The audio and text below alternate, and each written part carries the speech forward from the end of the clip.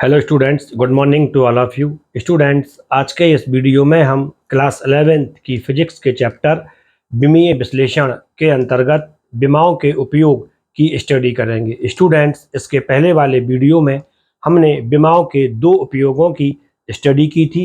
ये दो उपयोग थे भौतिक राशि का मात्रक ज्ञात करने में और दूसरा उपयोग था किसी समीकरण की सत्यता की जांच करने में। तो स्टूडेंट्स, इस वीडियो में हम विमाओं के शेष दो उपयोग विभिन्न भौतिक राशियों के बीच संबंध स्थापित करने में एवं एक पद्धति के मात्रक को दूसरी पद्धति के मात्रक में कैसे बदलते हैं इसकी स्टडी करेंगे। तो स्टूडेंट्स, हम शुरू करते हैं।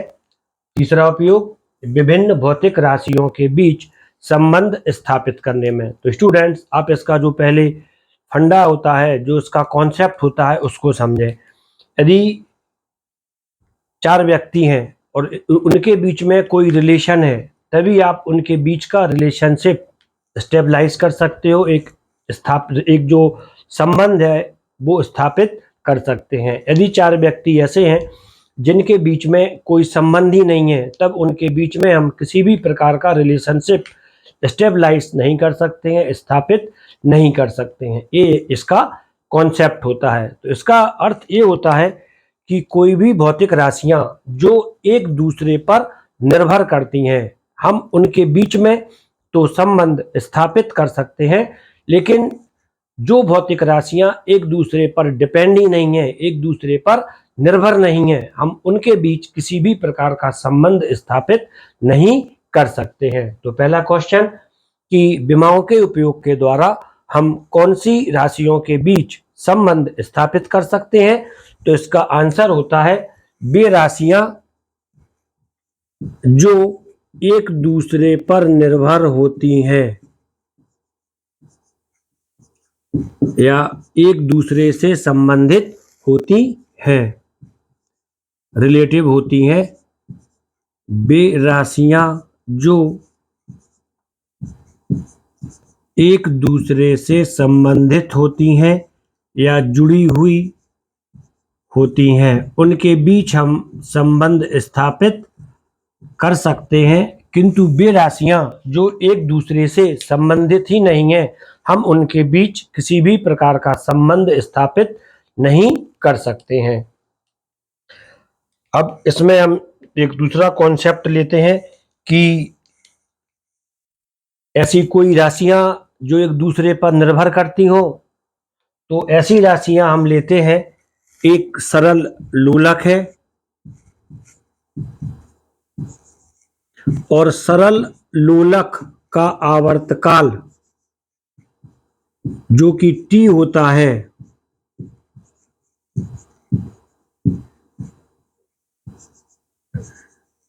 इसके द्रव्यमान m पर, माना कि इसका आवर्तकाल द्रव्यमान m पर, इसकी प्रभावी लंबाई l पर, लोलक की लंबाई l पर व गुरुत्वीय त्वरण g पर निर्भर करता है। तो क्या विमाओं के उपयोग के द्वारा हम इनके बीच संबंध स्थापित कर सकते हैं?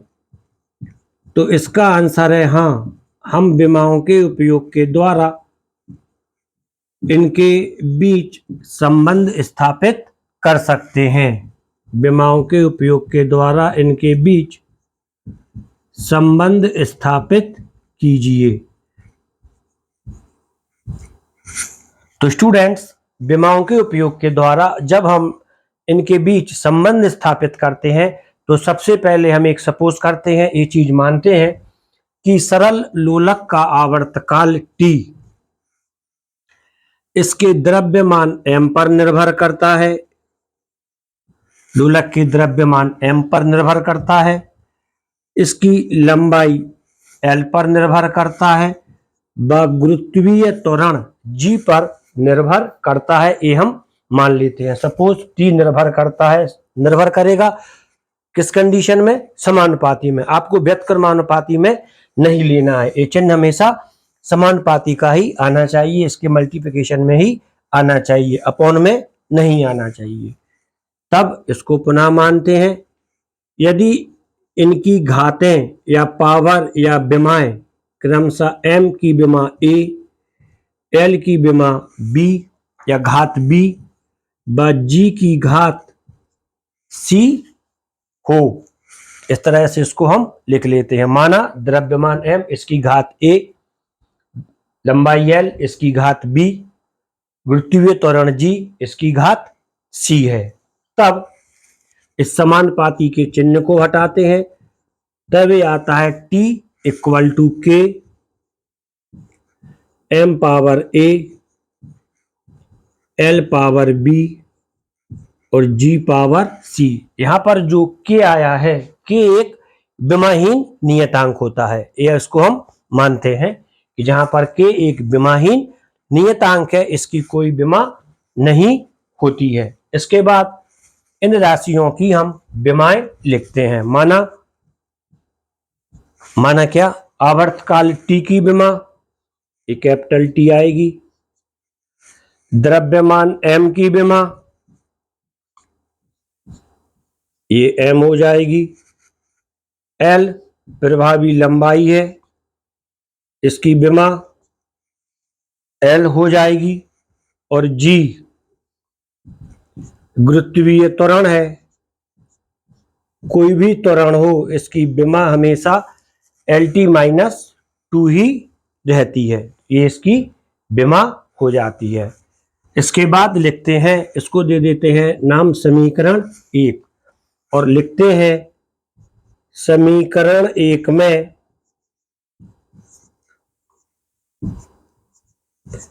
इन राशियों की विमाएं लिखने पर, राशियों की विमाएं लिखने पर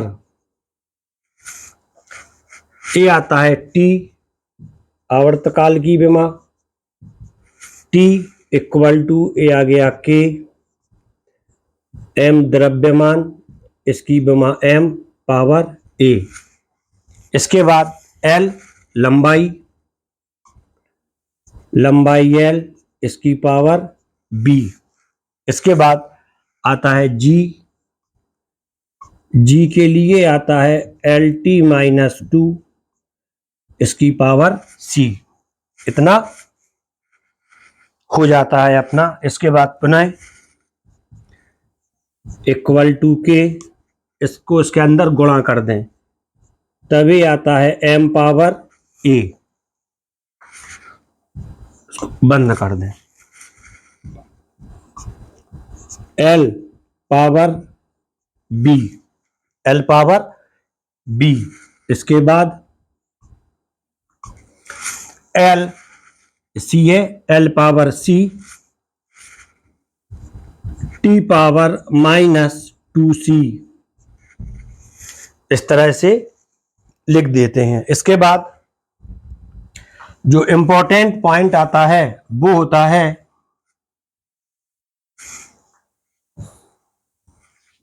इसको लिख दिया यहाँ पे T। यहां तक आपकी एक क्लियर समझ में आ गया है। इसके बाद हम यहाँ पर M, L और T की घातें लिखते हैं, पावर लिखते हैं, तभी आता है यहाँ पर T इक्वल टू ए आया है K, इसको लिख दिया K। अब देखते हैं M, M कहां पर है, M की कितनी घातें हैं। M के ऊपर सिर्फ यहाँ पर A पावर आ रही है, तो ये लिख दिया M पावर A। इसके बाद L, इसको रफ कर देते हैं जिससे आपको क्लियर दिखाई देगा, क्वेश्चन आपको पता ही है।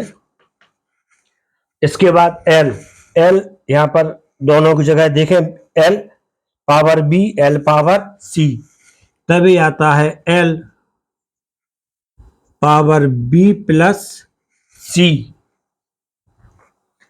इसके बाद T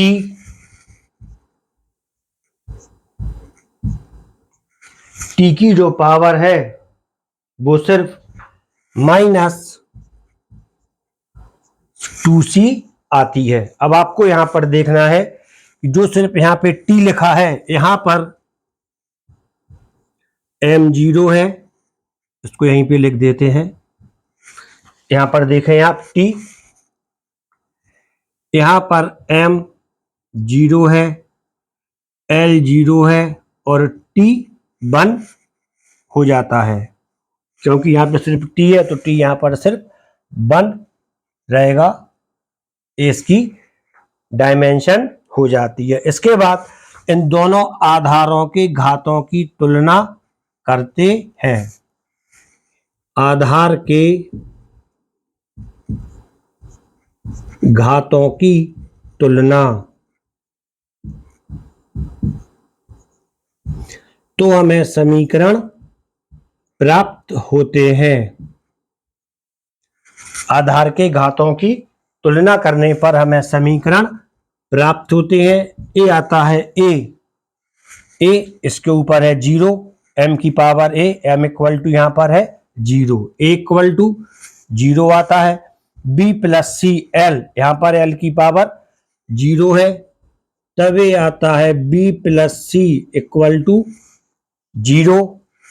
यहाँ पर t ये आता है -2c equal to 1।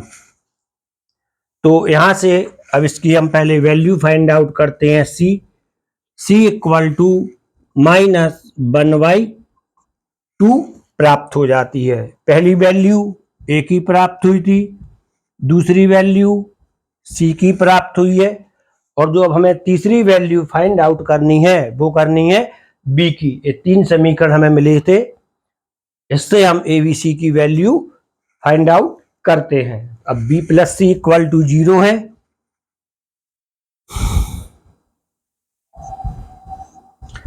b plus C equal to 0, इसको यहां पे लिखते हैं, और c की वैल्यू यहां पर आती है -2, तभी आ गया b प्लस -1/2 इक्वल टू 0, तभी आता है b इक्वल टू 1/2। ये हमें b की वैल्यू भी प्राप्त हो जाती है। तो स्टूडेंट्स, अब जो हमें ये वैल्यू प्राप्त हुई है ए बी और सी, ए बी और सी का मान समीकरण 1 में रखने पर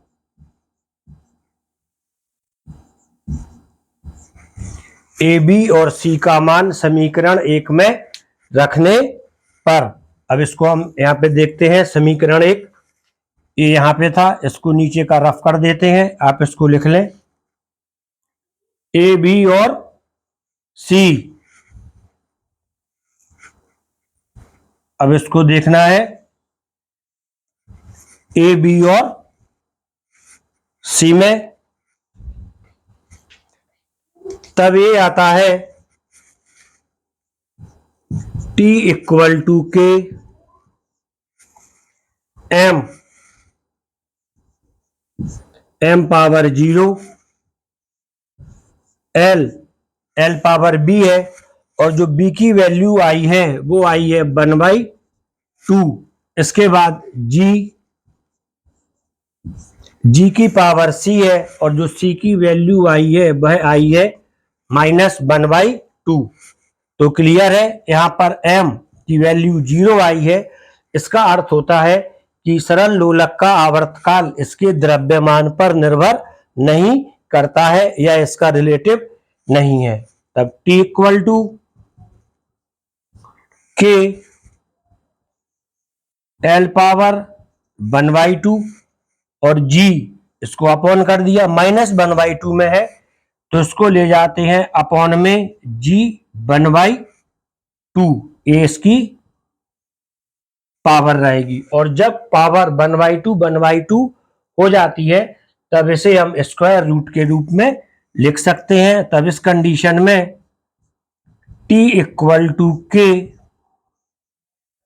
under root L upon G हो जाता है, जो कि आवर्तकाल, इसकी लोलक की लंबाई L व गुरुत्वीय त्वरण G के बीच संबंध होता है। क्लियर है। और जो K होता है, K का मान सूत्र के अनुसार 2 पाई होता है, तब इसका मान आ जाता है T equal to 2 pi under root L upon G। तो स्टूडेंट्स, इस तरह से हम विभिन्न भौतिक राशियों के बीच संबंध स्थापित कर सकते हैं। इसके बाद हम एक दूसरा एग्जाम्पल लेते हैं, एक पद्धति के मात्रक को दूसरी पद्धति के मात्रकों में बदलना। तो स्टूडेंट्स, आप इसको यहाँ पे क्लियर कर लें। इसके बाद एक पद्धति के मात्रक को दूसरी पद्धति के मात्रकों में कैसे बदलते हैं, हम इसकी स्टडी करेंगे। आप इसको लिख लें, स्क्रीनशॉट ले लिया करें लिखते समय।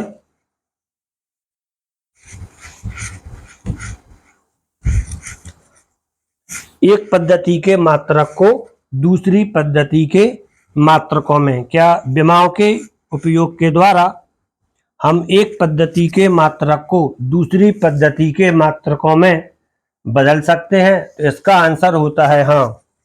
हम एक पद्धति के मात्रक को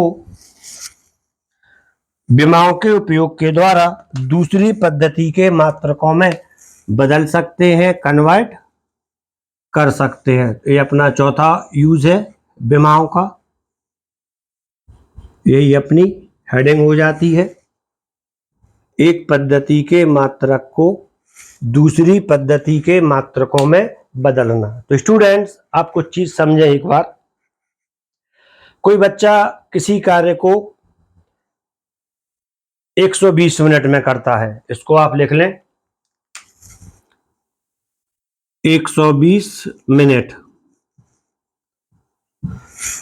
और यही दूसरा बच्चा इसी कार्य को 2 घंटे में करता है, तब किस बच्चे ने कार्य जल्दी किया? तो क्लियर है, दोनों ने समान समय लिया है, लेकिन इनकी जो वैल्यू और यूनिट है इसमें डिफरेंट है। समय समान लगा है दोनों के लिए, लेकिन डिफरेंस कहां पर आया है? डिफरेंस आया है इनकी आंकिक मान, न्यूमेरिकल वैल्यू में और यूनिट में। एन और यू में अंतर आया है। एन ये न्यूमेरिकल वैल्यू है, किसी राशि का आंकिक मान होती है,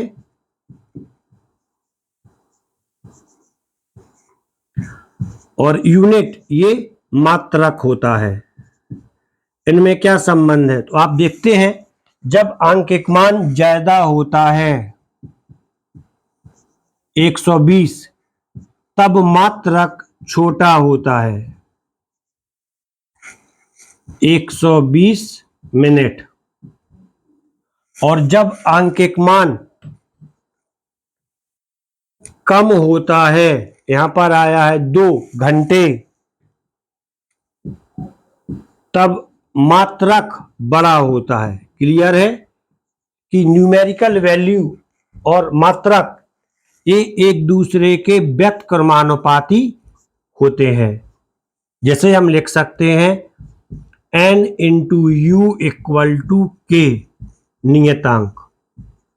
ये आंकिक मान और मात्रक में संबंध होता है, और यही हमारा कॉन्सेप्ट होता है, एक पद्धति के मात्रक को दूसरी पद्धति के मात्रक में बदलने का। तो यहाँ पे ये concept n1 u1 equal to n2 u2, n1 u1 120 minute, n2 u2 2 घंटे। अब जो u1 होता है उसकी जगह पे हम मात्रक लिख लेते हैं और उसकी विमाएं लिख देते हैं, तो हमें सूत्र एक प्राप्त हो जाता है। इसका डेरिवेशन सूत्र का हम बाद में करेंगे। यहाँ पर हम एक डायरेक्ट जो सूत्र यूज करते हैं उसको लिखते हैं, इसको रफ करते हैं। इसके बाद जो इसमें सूत्र यूज होता है, फार्मूला यूज होता है, इसके लिए लिखते हैं, ये होता है n2 equal to n1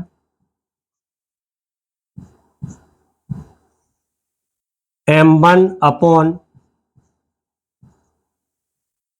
m2 power a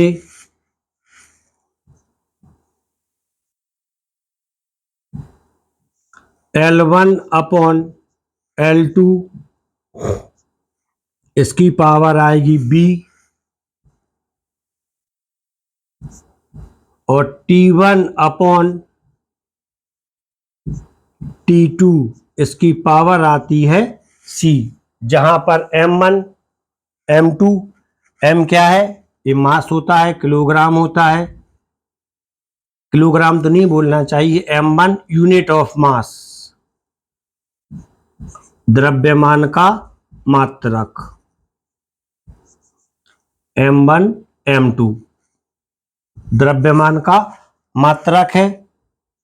L1 व L2 लेंथ या लंबाई के मात्रक है पहली पद्धति में, और दूसरी पद्धति में लंबाई के मात्रक है। T1 व T2 पहली और दूसरी पद्धति में समय के मात्रक होते हैं।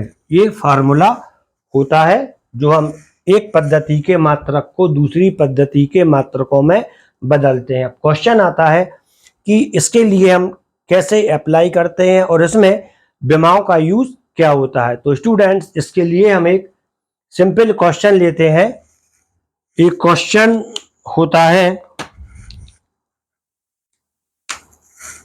सिंपल भाषा में यहाँ पे क्वेश्चन लिखते हैं, 1 न्यूटन को डायन में बदलिए। विमाओं के उपयोग के द्वारा 1 न्यूटन को डायन में बदलिए। तो आप जानते हैं कि जो न्यूटन है ये MKS पद्धति में बल का मात्रक है,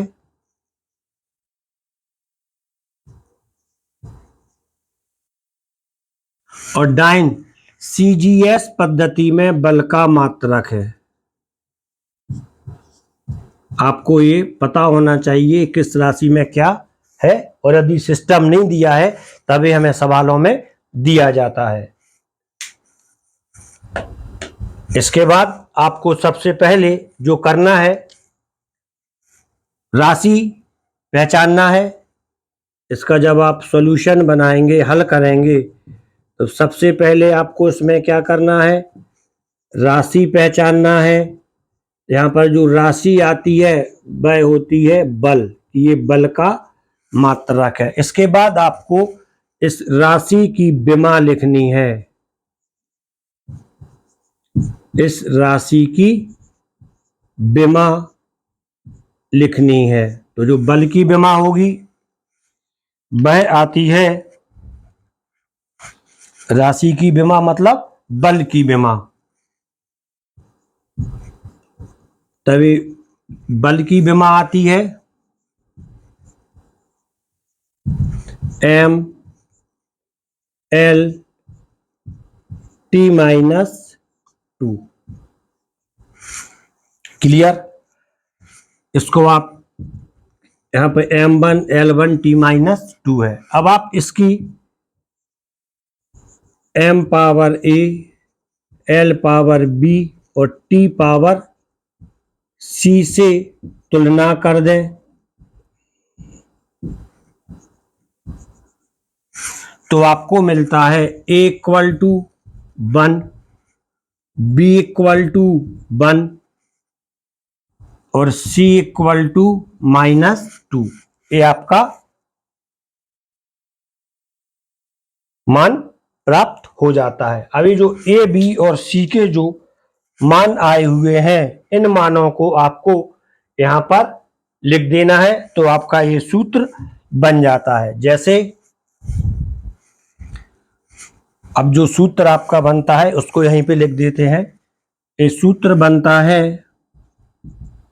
N2 equal to N1।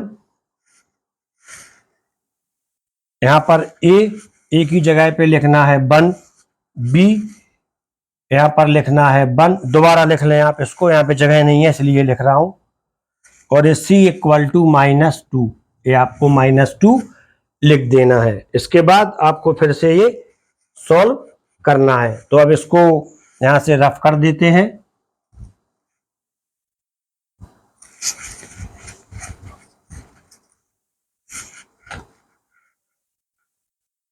Newton में N2 N1 इसका मान भी लिखवा देते हैं अभी आपको, जिससे और क्लियर हो जाए। सूत्र बनाना आपकी समझ में आ गया था। N1 equal to 1 Newton. यहाँ पर M1 L1 और T1 ये क्या है?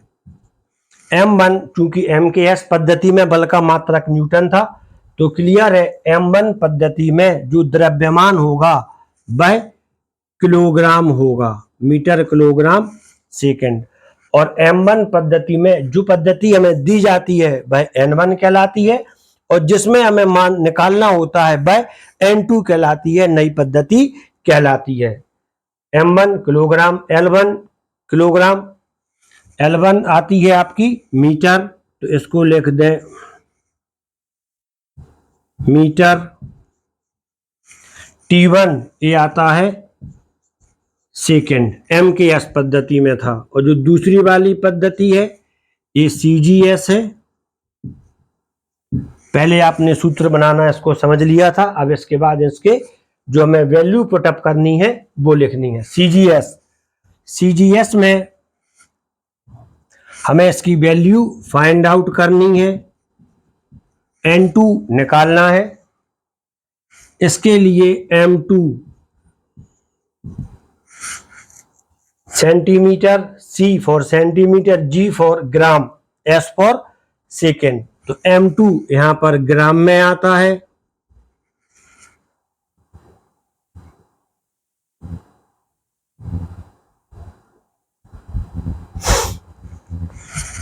L2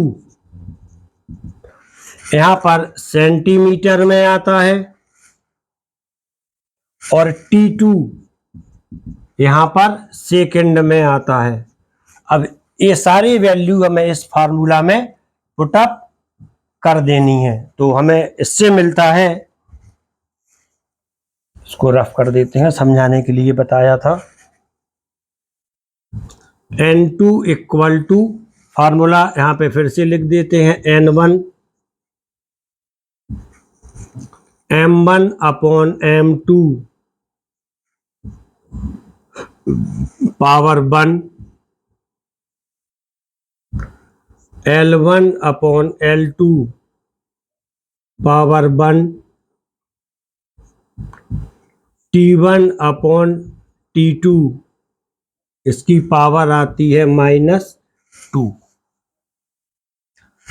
इसके बाद इसको फिर से N2 N1 का मान 1 है, M1 1 किलोग्राम में है, तो यहां पर आपको लिखना है किलोग्राम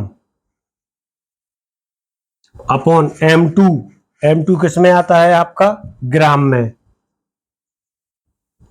ये आपको ग्राम में ऐसा लिख देना है, ऊपर रहना है पावर 1। इसके बाद L1 L2, L1 मीटर में आया है, इसको लिख दें शॉर्ट में मीटर M। ये आया है सेंटीमीटर, इसको इस तरह से लिख दें पावर 1। इसके बाद T1 और T2 ये आया है सेकेंड अपॉन सेकेंड -2, इतना वैल्यू हो जाती है। अब इसके बाद आप यहां पे देखें,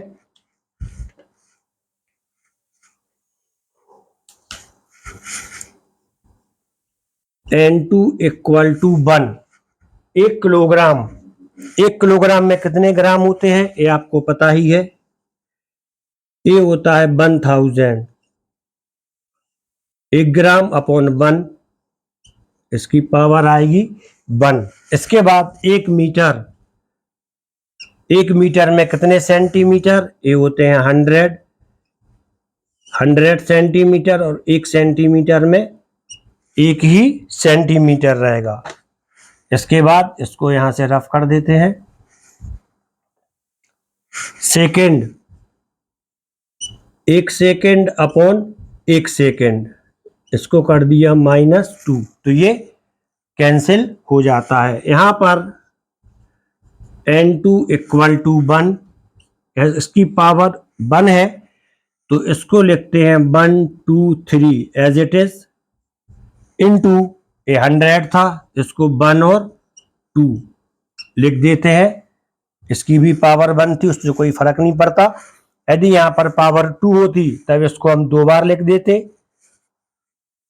क्लियर है? तो यहाँ पर आ जाता है n2 equal to n1, 1 2 3 4 5, 1 into 10 जा पावर 5। तो क्लियर है, n2 इक्वल टू 10 जा पावर 5 डायन, अर्थात CGS पद्धति में 1 न्यूटन में 10 की घात 5 डायन होते हैं। तो स्टूडेंट्स, यहाँ आपने विमाओं के दोनों यूज, थर्ड और फोर्थ, उसको कैसे सॉल्व करते हैं, कैसे समझते हैं, इसकी स्टडी कर ली है। इसके बाद नेक्स्ट वीडियो में हम इसके कुछ एग्जाम्पल लेंगे, जिसमें आपके लिए इन एप्लीकेशंस के और भी जो कॉन्सेप्ट हैं वो क्लियर करेंगे। तो आप लगातार मेरे साथ जुड़े रहें।